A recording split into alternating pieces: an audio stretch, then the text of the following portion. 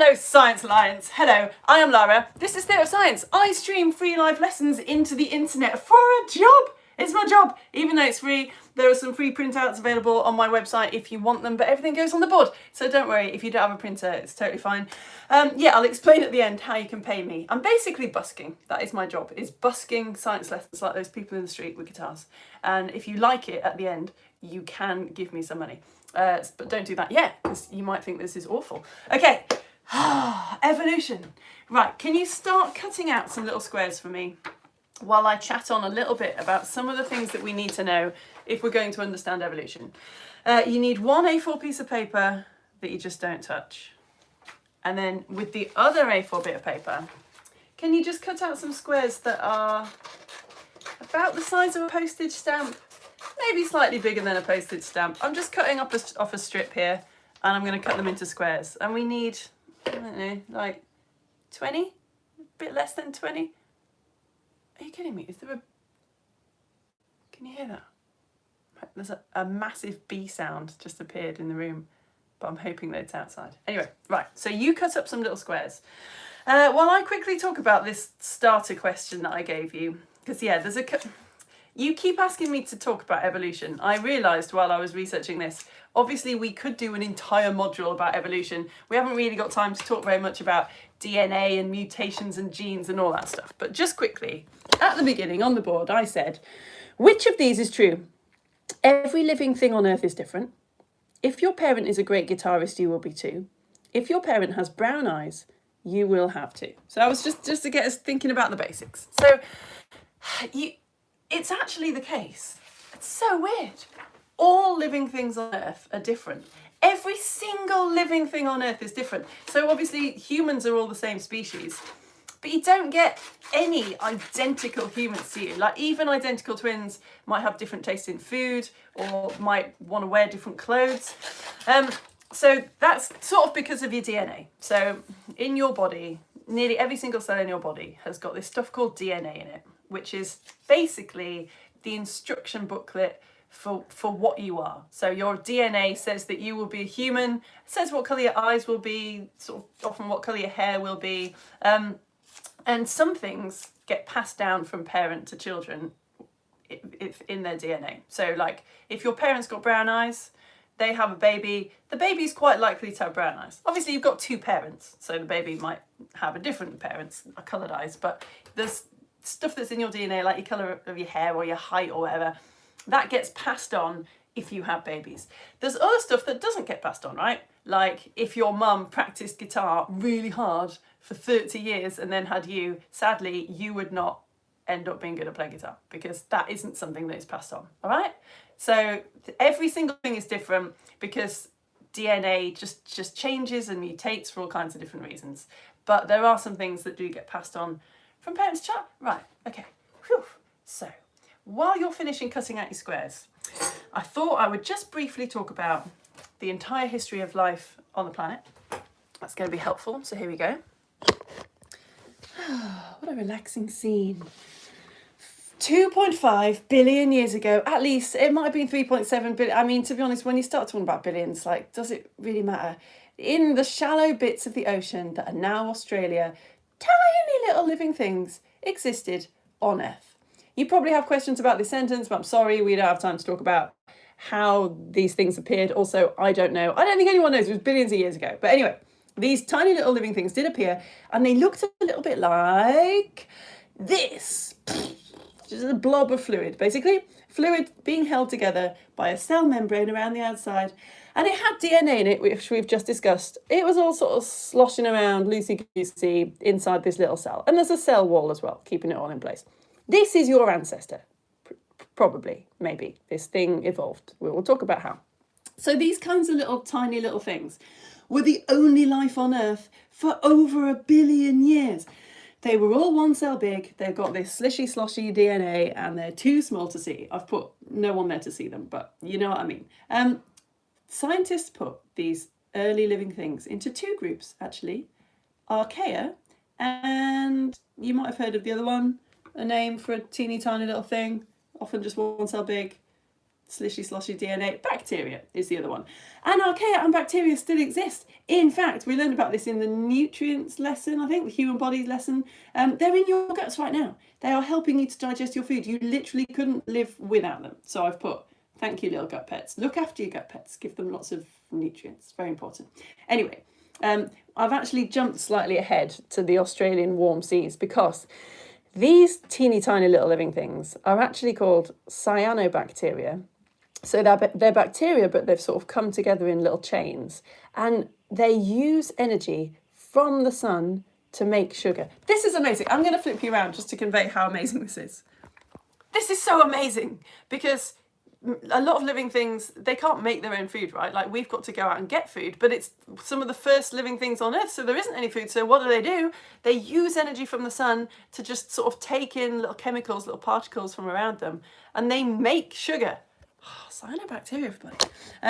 Now, that is like plants. You might know that. Plants do that as well. And just like plants, cyanobacteria give off loads of oxygen while they're making their sugar, which changes Earth's atmosphere, which will come in super useful for us later on because of the oxygen that we get to breathe. All right, so I was excited by this lesson because I finally made sense of something that I didn't know.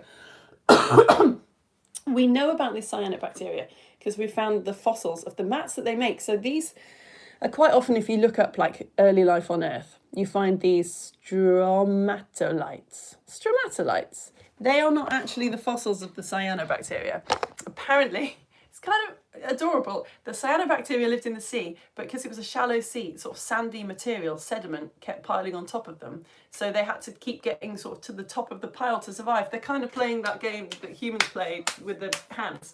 So the fossils that we have aren't the actual cyanobacteria, they're the little mats that they made as they all tried to get to the top. So it's like the sand, the sort of pillowy sand. That's lovely. I just love it when stuff fits together. They still exist, by the way. Here is a picture of some cyanobacteria in a warm, shallow sea. Isn't that awesome? Anyway, obviously, it's not only archaea and bacteria on Earth now. Now there are living things that don't have their DNA all loosey-goosey like this, like you are more complicated than this. There are cells, living things, that have their DNA wrapped up neatly in a membrane, which is called a nucleus. How did this happen? Well, we don't know for sure how we went from living things that have got their DNA all sloshing around loosey-goosey to wrapped up in a nucleus. It might be that a big archaea or bacteria swallowed a small one, but the small one didn't die, and they lived together happily, and the small one became the nucleus. That might be it. And then cells start to kind of come together and exist in groups and change to do different jobs within the group. And you get more complicated organisms. I didn't know this. We think that maybe cyanobacteria started living inside more complicated cells. So they were making sugar for the more complicated thing. They had a nice safe home in exchange. And that's how plants happened. This is already blowing my mind. Anyway, have you cut out your little squares? It's time to do an art activity. Are you ready? You ready? Regulars know that I dread arts and craft activities on Theatre of Science because I just, in my head instantly, you all split into people who think this is really boring, I've done it, hurry up, and people who are like, no, you're going too fast. But anyway, get your piece of A4 paper, okay? Get a pen. I want you, that's not A4 paper, is it? Clever people will have noticed that I've cut a bit off. It's fine. Start at the top of the paper, please. Well, about a third down, and just draw a line across the top of the page, all right? There we go. Have you done that? Yeah? Some of you are really bored. Lara, get on with it. Some of you are like, I haven't got a pen.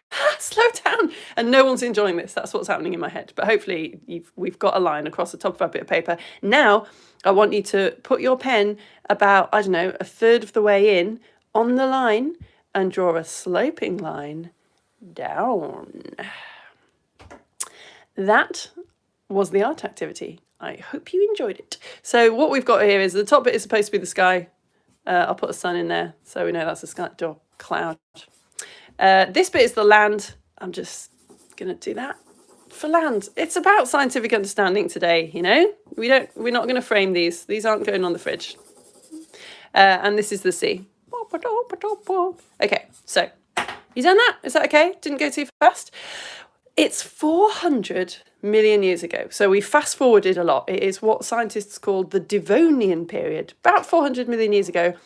Really exciting stuff is going on if you enjoy life in the Devonian period on Earth. So can I move away from this to my posher version on screen? Here we go.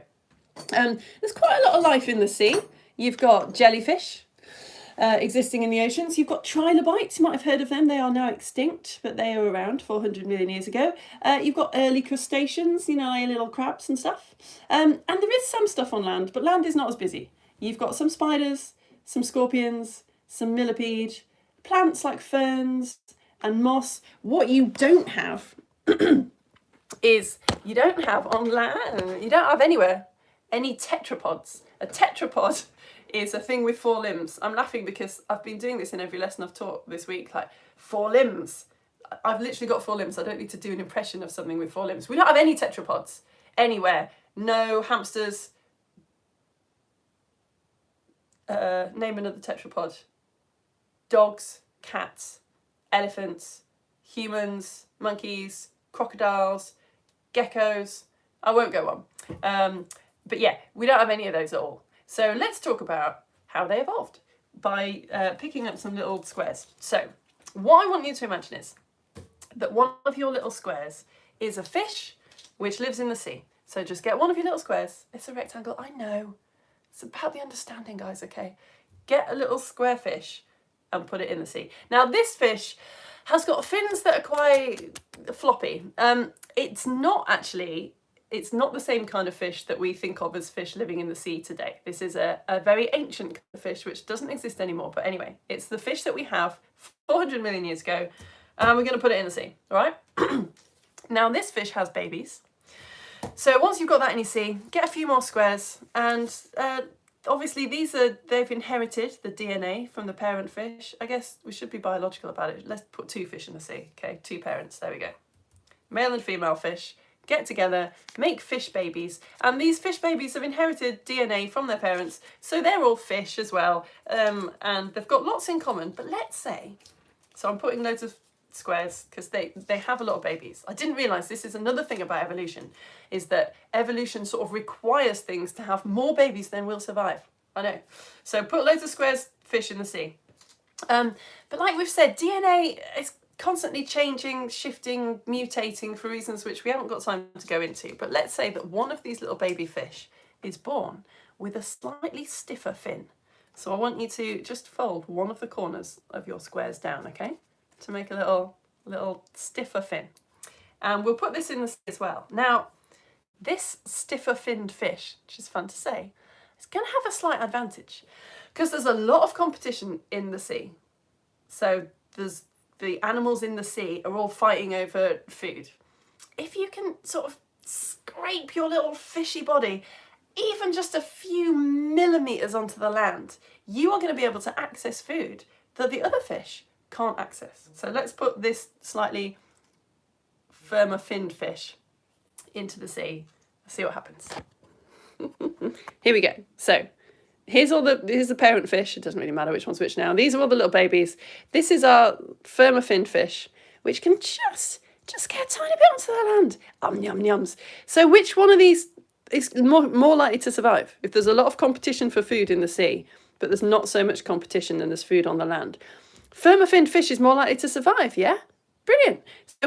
So we've got to kill off some of these fish because they don't all survive. Some of them do, still got fish in the sea, but they don't all survive. This firmer finned fish is more likely to survive. So what does that mean?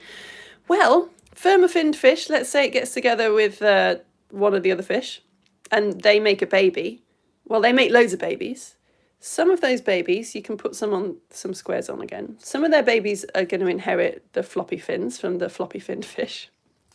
And some of them are going to inherit the slightly firmer finned fish's firm fins. So we need to firm up a few more of our fins, okay? Do you get me? You all right with what's happening? I will put up on the screen exactly what I've said in case this is a bit confusing for you. So we had 2 fish, they were just floppy fin fish. They had babies that all had floppy fins, but one of them, for reasons, had a slightly firmer fin, so it's getting a little bit more food, so it's more likely to survive. And now that one had babies, and some of its babies have inherited its firm finned genes. So which one of these babies is more likely to survive? The firmer finned ones, right? Because they can also just ever so slightly just get onto the land and get more food. So again, sorry, we need to kill off some of these floppy finned fish. So you're sort of getting what happens. Now we have more firm finned fish and they are more likely to survive. So now they're starting to breed with each other and we're getting more and more babies that have firmer fins. Now, if one of these fish, because of genetic mutation, happens to be born with an even firmer fin, it's going to get even more onto the land, isn't it? So it's going to be more likely to survive. So it's going to have babies that have got even firmer fins. They're more likely to survive. And finally, can you see that it's not that an animal has evolved into a different animal and that animal has gone away? Because you quite often get like, well, if humans evolved from apes, why do we still have apes? So now we have floppy finned fish that are living in the sea. But we've also got firm finned fish, which are starting to live on the land. And now, after many, many, many, many years, we've got a whole new population of fish that all have firm fins. And this is a new species now. So this one can't have babies with this one over here. Totally different kettle of fish. Right. Phew. That was a lot, wasn't it? Is that okay? So in a nutshell, that's how evolution works. So I've got to be careful with these lessons because there's quite a lot of stuff that people think about evolution which isn't true. So it's not that stuff evolves to get like, well, anyway, actually I was going to do a spoiler. I'll ask you some questions about this and you can try and work it out yourselves. But yeah, this is essentially, I was using the words like floppy finned and firm finned there. The proper word for firm finned fish is lobe finned. So eventually we go from fish in the sea to lobe finned fish, which can crawl on land more and more and more until you get us. We are basically lobe finned fish. We don't call ourselves that because that would be confusing. But one of the reasons why this YouTube lesson is better than the ones I taught on Facebook is because I found this image. Look, so this is a lobe fin. And it's even coloured in the different bones. Absolutely brilliant. So you can see how just slowly over time, because of genetic mutation, we ended up with fingers here. I mean, I'm saying fingers like it's occurring to me just now that that's loads of fingers. They're not fingers, are they? They're digits. But anyway, yes. This creature here is one that you might have heard of if you're really into this. Is probably the most famous one. The Tiktaalik. So the Tiktaalik, here's a Tiktaalik fossil. This is now extinct, but this is one of the fish that evolved to have lobe fins. Here is a beautiful picture of what it might have looked like, just to give you the idea. So yeah, it was able to crawl out of the sea. What the fish that we have now are called ray-finned fish. So we don't have the fish that appeared in the sea 400 million years ago. They also evolved to be ray-finned. So we've got ray-finned fish. I put this photo in to show you that it's very confusing. Like often what something looks like doesn't tell us a lot about how it evolved because little mud skippers can crawl around on the mud, but they're actually the ray-finned fish, more closely related to the fish that live in the sea. Lungfish, we reckon, are our closest fishy relatives. So lungfish have got lobe fins. They can sort of crawl around. Right. Here is the questions that I want to ask you. I'm going to give you these, I think, and then we'll go through it and talk about the answers. So I'm not giving you these like, hey, I've just taught you exactly how to answer these questions. Some people on Facebook were finding these really challenging. It's more just brain exercise to get you thinking. If there's someone else in the room, you can have a chat with them about it. But it's more fun than me just telling you the answer. Because if you thought about it and then we talk about the answer, then hopefully you will remember it. Okay, so have a go at this. I've just drawn the stages because I thought it might be a bit confusing, me chatting on with paper.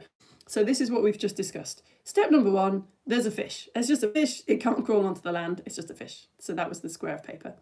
Step number 2, a fish is born with stiffer fins. So it can get onto the land a tiny little bit. So it's slightly more likely to survive. Step number 3, the stiffer finned fish, the lobe finned fish, has lots of babies. You're my bros. Step number 4, the babies with the stiff fins are more likely to survive. And if one of these is born with even stiffer fins, that one's even more likely to survive, etc., etc. So eventually, after a very long time of this happening, you get a new species which has evolved with stiff fins, which can crawl around on the land. And yeah, it's a new species, so it can't have babies with the fish in step 1. All right, so your questions are, a fish is born, just this step 1 fish, has a baby, but because of genetic mutation, the baby happens to be pink. Has it evolved? Has this pink baby fish, would you say that it's evolved? Yes or no? You can explain why or why not if you like. Question number 2. A group of fish, again, just step 1 fish in the sea. A group of fish find some extra food and grow bigger.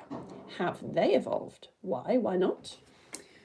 Question number 3. Which step in this picture, step 1, 2, 3, 4, 5, do you reckon shows what Charles Darwin, famous person who was one of the people who came up with evolution, he didn't invent it, but he thought about it and realised that it was happening. Which one of these steps do you think is what Charles Darwin called natural selection? I haven't told you that, but natural selection, nature selecting things, you might be able to sort of work out what natural selection is, which step it is.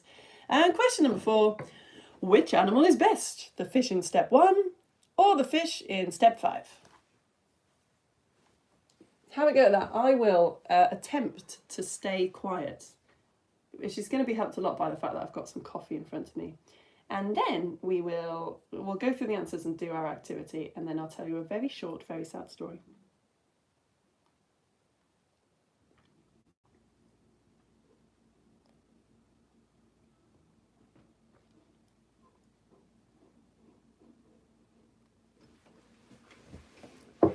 In fact, while you're doing that, I'll reset my story show a little bit, which is happening at 10:30 today. And that will make me stay silent.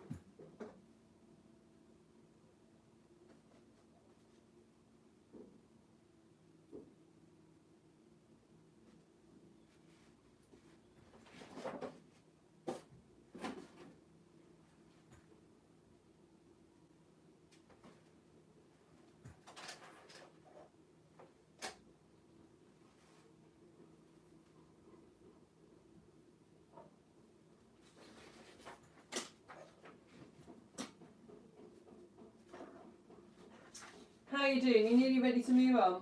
I shouldn't do other jobs because I've completely lost track of how well you'll be doing with these questions.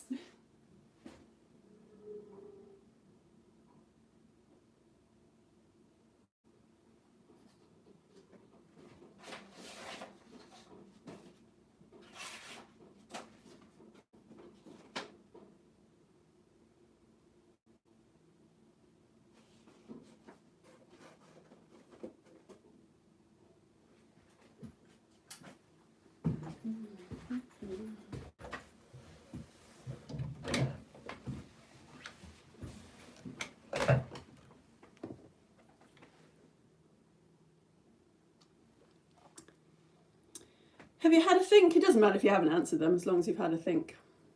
One of my favourite comments on Facebook yesterday was someone saying, "This is really hard, loads of discussion here, but no idea." I was like, yes, discussion is the best thing you could possibly do.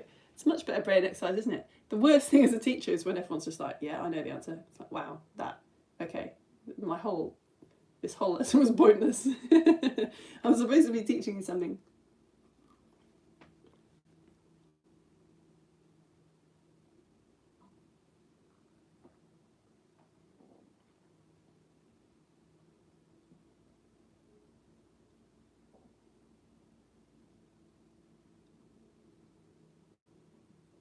Oh yeah, so just to reiterate, if you have a Facebook account, then on my Facebook page at the moment, right at the top, the first post says, I'm live on YouTube. So you can comment here if you're watching live, and I'll go to that at the end and say hello. But you don't have to say hello. If you never, ever have said hello to me and you're just skulking, then I fully appreciate it and thank you so much. Oh, Talitha and Liliana, I know I can say hello to you now, can't I? Or Liliana, sorry Liliana, and Talitha. I should say it the other way around sometimes. All right, let's get going then, shall we? A fish is born that happens to be pink. Has it evolved? No.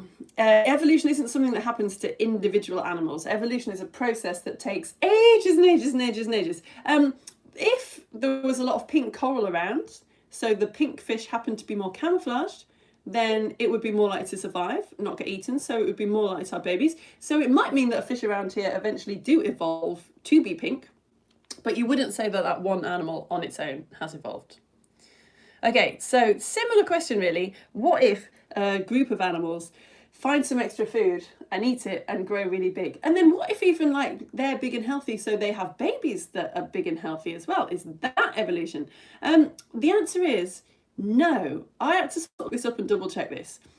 This change hasn't happened because of DNA. This isn't DNA getting passed on. Evolution, generally speaking, is not reversible. So for these fish, if you took the food away, the population would just go back to being small. Whereas like the lungfish, say, or the, what was it called? The tikalik? It wasn't that, was it? But anyway, one of the lobe-finned fish. If you took the land away, then its lobe fins wouldn't suddenly go back to being different fins. It would just be a fish that could crawl on land without any land, and it probably wouldn't be terribly likely to survive. Okay. So yeah, evolution, generally speaking, not reversible. It's a change in DNA. Which step in nature do you reckon shows what Charles Darwin called natural selection? Well, it's generally speaking, it's the, you could sort of pinpoint it to this bit. The babies with the stiff fins are more likely to survive. So it's because Charles Darwin was one of the people that noticed that in order for evolution to happen, things have to have more offspring than can survive, and then nature selects the ones that we say are fittest. Have you heard survival of the fittest? So survival of the fittest doesn't mean the ones that survive are like really big and strong and muscly. It means that they fit best with their environment. So I might have given you like the slightly wrong impression here, because we used an example of an animal evolving into like an actual space where there weren't very many animals. But generally speaking, the things that animals evolve into are called niches. Fabulous word. I don't know if you've heard this word. So animals don't generally evolve like to fit into an actual gap. They would evolve for a kind of different situation. So maybe if they all live in the sea, if an animal evolves that can live slightly deeper down in the sea or can live in warmer seas or saltier seas, then that would be like finding a niche, right? Okay. There are other ways of selecting, as well as natural selection, nature selecting. There is something called artificial selection, which humans do. I don't know anything about dogs, but the internet tells me this is a picture of a French bulldog.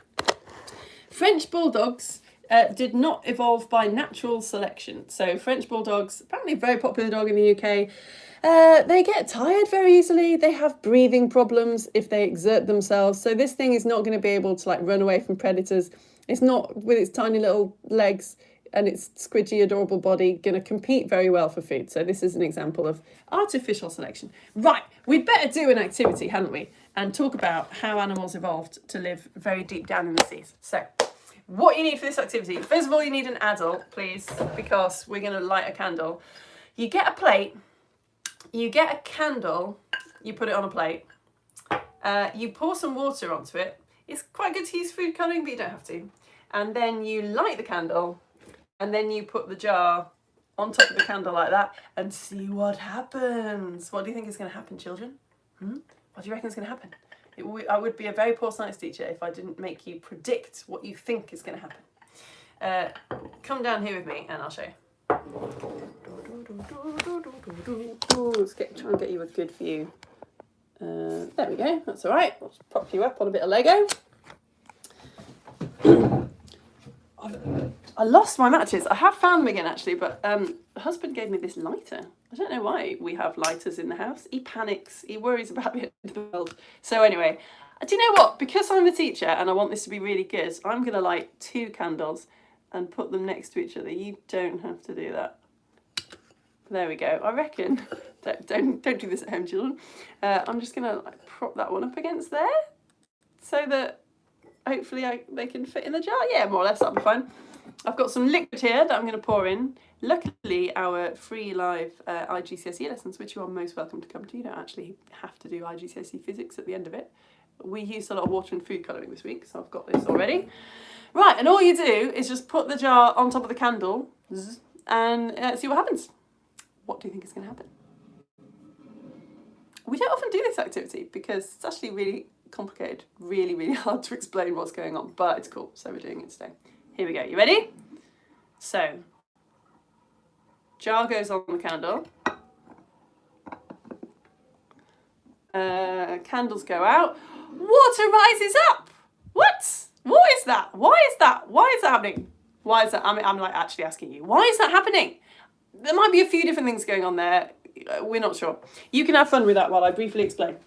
I say briefly because this isn't supposed to be a lesson about pressure. So what is happening is, this is very appropriate for a lesson about the oceans. We ourselves, humans, are actually living at the bottom of the ocean. We are. It's totally true. We are living at the bottom of a sea of air.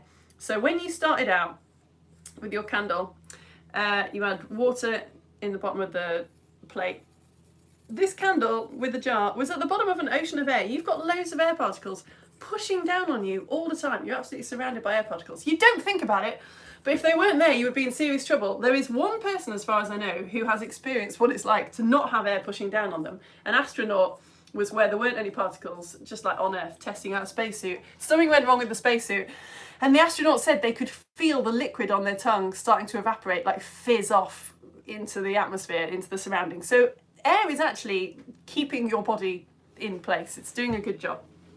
At the start of the activity, there's air in the jar, which is pushing down on the liquid, and there's air on the outside of the jar, which is also pushing down on the liquid. Now, this is a bit, I haven't found a really good explanation for this on the internet. The air inside the jar heats up. Now, when air gets warm, it rises, so it might be that the air floats to the top. It might be that when the candle goes out, the air in the jar sort of immediately gets cold and like comes together. Whatever happens, we end up with a gap inside the jar. So what happens is there are fewer air particles, or there's less force pushing down on the liquid inside the jar. So more forcey pushy downy on this side, not so much pushy downy on this side, so the water gets pushed into the jar. Woof! So I thought we mention this because, as I showed you, there is actually, if you were going to do IGCSE marine science, there is a bit where you've got to be able to say how different animals evolved to live in different places. And the animals in the midnight zone, so the specification tells me, have evolved to have gelatinous bodies for this reason. So they're squishy because if they had sort of very rigid skeletons, this is just air pressure. Imagine how much pressure there is. Water particles are a lot closer together, right down at the bottom of the ocean. Anything with the sort of fragile skeletal structure like us would just be crushed. The anglerfish, I found out, does actually have a skeleton, but it lives in the midnight zone, but it has got quite a special light flexible skeleton for this reason.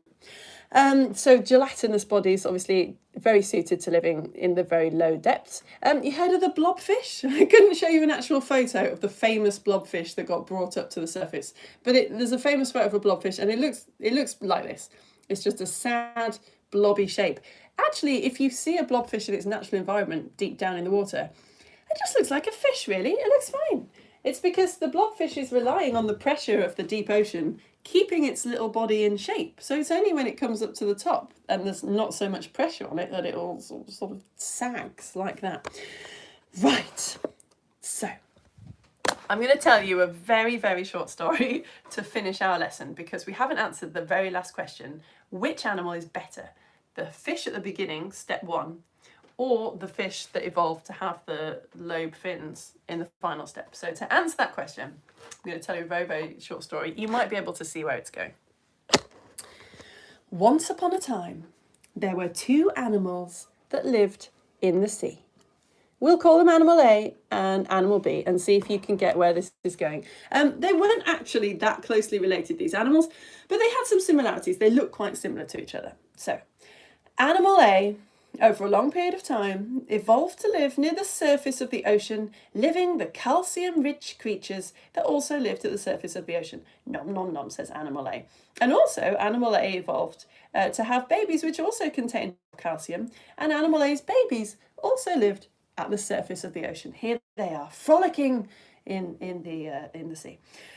Animal B evolved to dive deeper down into the ocean.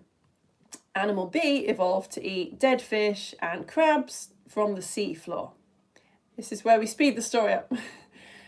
Nom nom nom, says Animal B. One day, a 6-mile wide asteroid smashed into Earth and, for reasons, made the surface of the ocean acidic. Now, this is chemistry, children. Acid tends to dissolve things that are made of calcium. So the slightly more acidic oceans at the surface dissolved the babies of Animal A and also dissolved the food that Animal A was eating. So Animal A, which we call ammonites, could not survive and went extinct. Animal B, which we call the nautilus, did, because it had evolved to live down in the bottom of the sea. So hopefully that story has given you the answer to which animal is better. The answer is neither of them are better. It's not about being better or worse. We sort of think of evolution as being get better and better and better. But that's not what it's about, is it? It's about fitting into different niches. And sometimes it's just luck, whether an environment, some sort of situation changes your niche. I mean, the ammonites were shown off a bit. Like, they'd got very specialised. You might know that they'd evolved these kind of beautiful patterned shells. We think they were sort of quite good at like nipping around. So the nautilus kept stuff a bit broader. But yeah, if you like Pokemon, then you in Pokemon there were sort of cute little creatures and they evolve, and it sort of seems like they're evolving to be better and better. So you might find it really annoying if a little cuddly like Pikachu ends up defeating in a battle its evolved rival. But actually that is quite realistic, because they're not, if they have evolved, they're not better really. It just depends on the situation. Nautiluses now, nobody cares about them. You know it's true. No one cares about Nautilus because they're not extinct, and therefore they are very boring. It's true.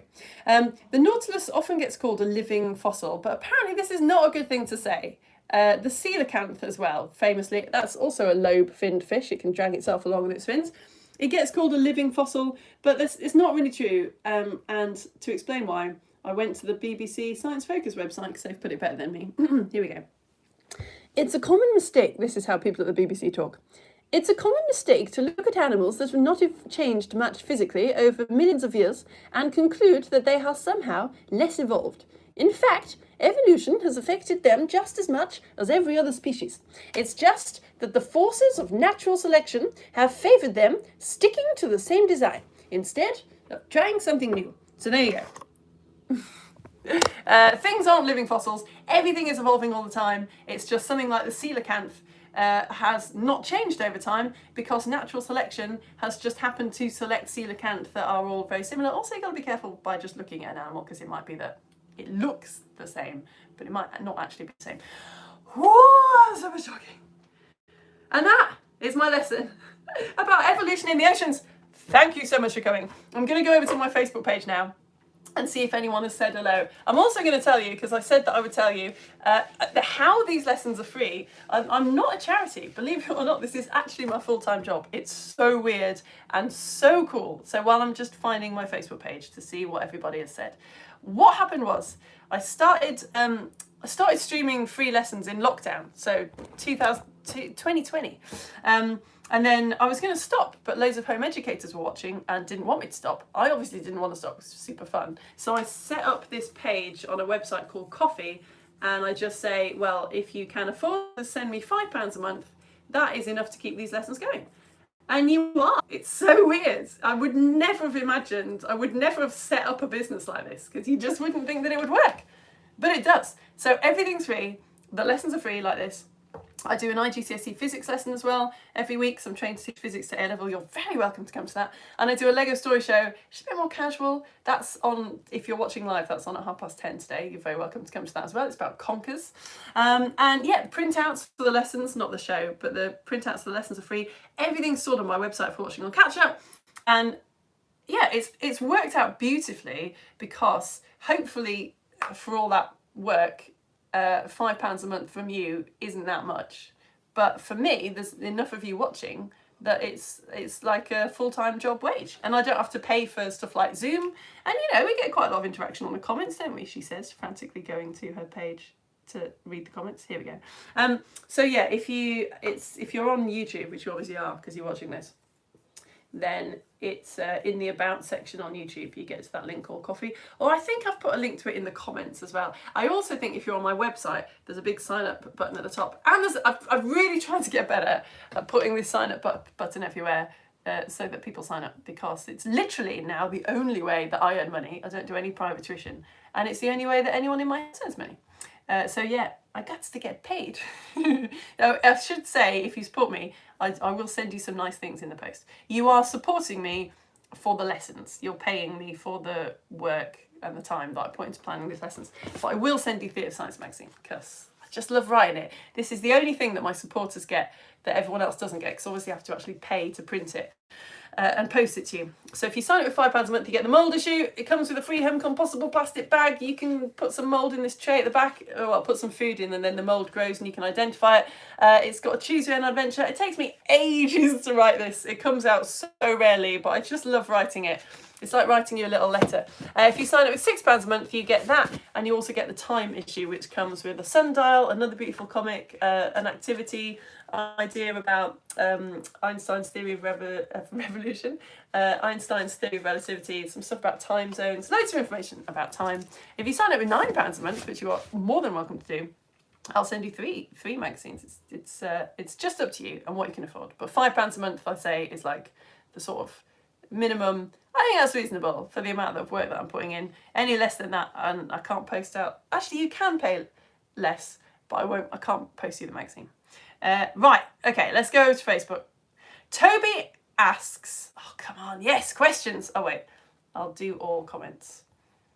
Toby asks, if the fish with a stiff fin had babies, would they have a baby with two stiff fins? Oh, what a brilliant question. Oh, that's a great question. Sorry, that was just a horrible noise outside. Oh yeah, good question. No, you're quite right, actually, Toby. That's a real misconception there. I mean, I think it would be born with all its fins stiff. I don't know enough about fish DNA, but I imagine the DNA is saying, like, have stiff fins, not have one fin but it's stiff. But I don't know, actually. Yeah, it's a really good question. But no, sort of, that's not how it works. If you had like two parents with stiff fins, it wouldn't make a baby with two stiff fins. I'm trying to think of an example, but sort of no, but also really good point. Oh, Lara, have you heard of the epaulet shark? It can walk on land for up to 2 hours. No, I'm writing this down because we're doing, next week we're doing prehistoric creatures that live in the ocean. So that did live in the ocean. So we're going to go back in time next week and just stay there, talk about megalodon and ichthyosaurs. But I think it's after that we're doing fish versus sharks, brackets, which are actually fish, close brackets. So I'm going to write that up. Epaulet shark. No, I've not heard of that.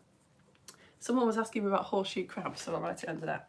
I got the natural selection question right, and Mum was incorrect. Best case scenario, innit? Best case scenario. Edmund thinks that all of the star questions are false. Ooh. He says that bacteria... Edmund. Yeah, good point. Should have said animals, shouldn't I? Bacteria are the same because they can reproduce by cloning themselves. That's very good. Oh, Edmund! Why don't I check your comments before I teach the lesson? No good now, is it? Yeah, very good point. Edmund, pink fish has not evolved. Yeah, the big fish haven't evolved. Whole sequence of steps shows natural selection. Yeah, basically, yeah. Animals in step 5 are better because they're better finding food. Yeah, it's a fair point. Well, yeah, I mean, I see your point. You were specially selected. Oh yes, Bella. Do you know? I thought about you actually. I was writing these questions. I was specially selected, says Bella. The egg that made me was chosen out of all that were available because it was the best. When my mum and dad had ICSI, which sounds like a cool American cop show, but it's actually a special type of IVF. Do you want to see a picture of Bella as an embryo? Of course you do. Love that idea. You were specially selected. That's so weird. So cool. Where's my little photo of me as an embryo? Tell me you've got that up in like your hallway or something framed. I can't believe that's you. That is actually you. Life! Life is melting my brain. That's so amazing. Hello, Abba and Arthur. Hello. Charlie's watching. Hello, Charlie. All right, Eli. You spent yesterday feeding giraffes. So cool. There's a very special kind of giraffe in the Lego Story Show today. I don't know if you'll be watching. Hello, Roxana. Roxana is ready to go. Was ready to go like an hour ago. Roxana, if you're still watching, hello. I'm sorry it took me so long to get the comment today. All right, Deck and Mick. Hello. Mick and Dick. Hello. All right, Kai. Hello. There's Owen. Now then, Owen. Eating pancakes. Nice. Nice. Very nice. Facebook is not in a good mood with me today. I've got some weird little lines. I don't think that's all of your comments. Let's have another look. And then I've got to go because we're doing Lego Story Show in 35 minutes. And I need to reset it. Oh, hello, Mark, Talitha and Simon.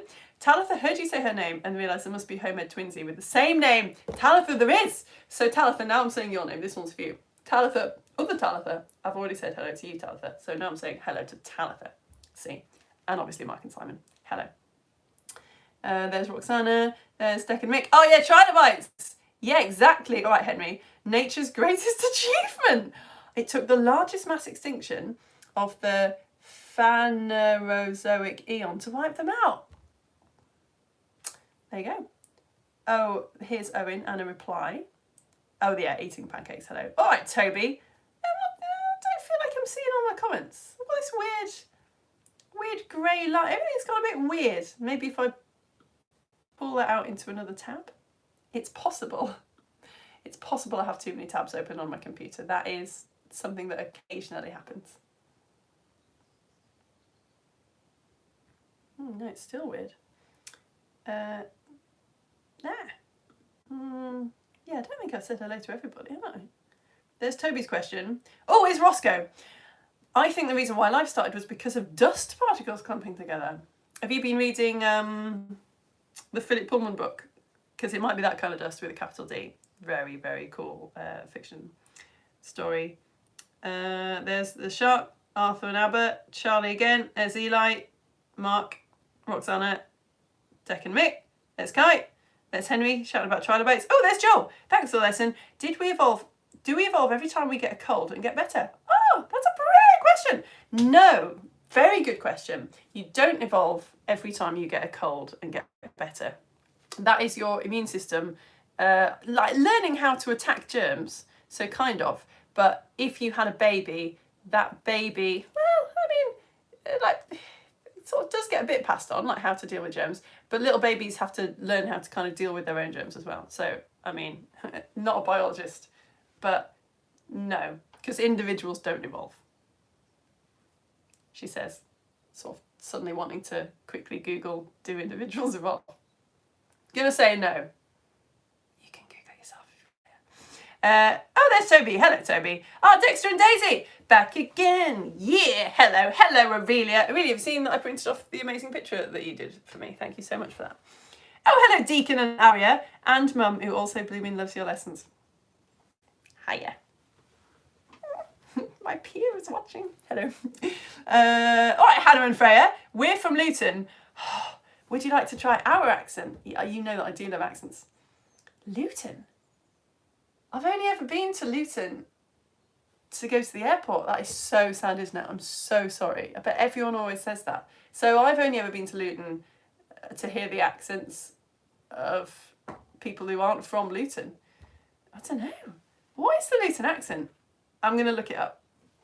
I'll put that underneath horseshoe crab. Luton, what's the Luton accent? Yeah, there we go. Hello, Imogen and Ophelia. Oh, you're going to the garden centre, Bella. Is that your mum, actually? Yeah, I talk about garden centres in capital letters now as well. And I'm not embarrassed about it. Garden centres are amazing. Although they do also like harbour, they're also kind of, speaking of like Luton, they're basically the airports of the invasive species world, aren't they? Like stuff lurks in the pots and then it gets out, it comes from other country. Do you know what? I'm going to just enjoy the garden centre, Bella's mum. Right, I don't know if that's everyone, but that seems to be all of the comments that Facebook is showing me. I'll go to newest comments. The cold virus evolves. Oh, really? Yes. Yes. In fact, this is famously evidence for evolution, is the fact that, yes, oh, brilliant. We need to do a whole series of lessons on this. Yes, because bacteria reproduce really, really, really quickly. It's really easy to watch bacteria evolving because you don't have to wait like millions of years. So yes, you're quite right. Like antibiotics that humans discovered, amazing medicines that kill bacteria. When we first discovered them and started using them, loads of bacteria died, except maybe like one bacteria that just happened to have a slightly different DNA, Edmund, so it didn't die. So what happened is, over time, we kept killing bacteria with antibiotics, this medicine, and only basically left the ones that could survive. So they reproduced and reproduced and reproduced, and now bacteria have evolved that can't be killed with these medicines. Yeah, exactly. Which is why they say, please don't take sort of special bacteria killing medicine unless you absolutely have to. Hello, Flynn. See, I knew that you were here, and I hadn't said hello to you. All right, Flynn. And there's Roscoe again. Okay, so I'm gonna say that I've said hi to everyone. Oh no, there's Emma. I've spent the morning doing last week's salt experiment and left the water to evaporate in the Dubai sunshine. What I wouldn't do for a little bit of Dubai sunshine. Oh look! Oh, brilliant! Is that Sasha leaving me an amazing... Yeah, and Amelie leaving me a very cool picture of blobfish. Thank you for that. Thank you. And there's Arthur and Abra again. All right, I think I've said hi to everyone. If I haven't... Oh no! There's Jancy's here! Daniel and Daisy and Jay, who if you accidentally say all their names together, you say Jancy. It's their cool band name. Oh, no way. What? Is that Lana, who is actually doing an IGCSE marine science class? No way. That's not Amy, is it? Amy lives quite near me. There's someone called Amy. Helpfully, I can't remember her full Facebook name now. It's not like marine science with Amy. I don't know. I'd love to watch her lessons, but I don't really want to pay for them, right? Theatre of Science isn't really about paying for stuff, except for you supporting me. Oh, thank you, Melissa. That is really kind. You are supporting me on coffee. Thank you. That is amazing. Oh, Matilda from Birmingham. Matilda, I've been watching a lot of Bake Off, and I thought of you. I thought I must try and listen carefully to these Birmingham accents to do better. Bake. I think it's really helped. I think it's really helped. Anyway, sorry, Matilda. What are you actually saying? Apart from making me do a Birmingham accent, we had to watch last week on Catch Up. Has had to visit. Oh, you know when you've just got to visit Hartlebury Castle for Heritage Week. It's currently open Heritage Days. No! Where you can go to loads of heritage sites across the country for free. No! What? I didn't know this. It's not letting me scroll down to the bottom of your comment. I think it says highly recommend. Thank you. Okay, right. Thank you for that important announcement. All right, I am going to go now because I've only got 28 minutes until I do the Lego story. And Lego story is looking a little bit of a mess. So if you happen to have any conkers with you, please bring them along. If you don't, it doesn't matter. I will be chatting about conkers whilst wearing a really, really poor costume in 28 minutes. So I'll see some of you there. Or I'll see you next week for an oceans lesson about prehistoric sea creatures.